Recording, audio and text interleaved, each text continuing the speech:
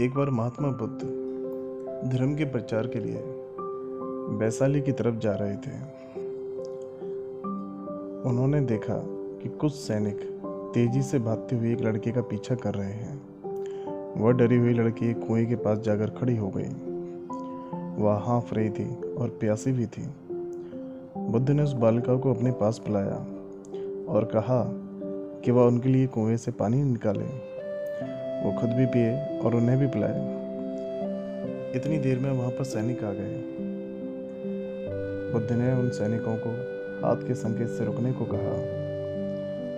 उनकी बात पर वह कन्या को झेपती हुई बोली, महाराज, मैं एक अछूत कन्या हूँ।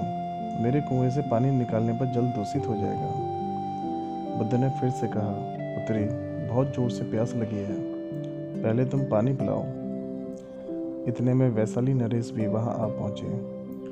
उन्होंने बुद्ध को नमन किया और सोने के बर्तन में केवड़ी और गुलाब का सुगंधित पानी पेश किया।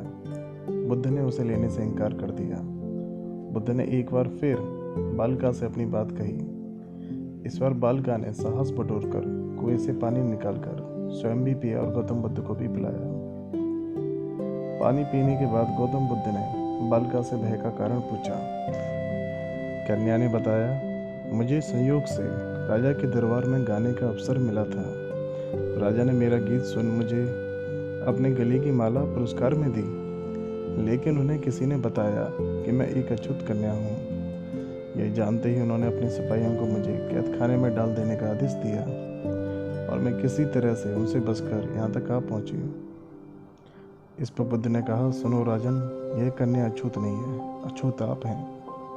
जिस बालिका के मधुर कंठ से निकले गीत का आपने आनंद उठाया, उसे पुरस्कार दिया, वह अछूत हो ही नहीं सकती।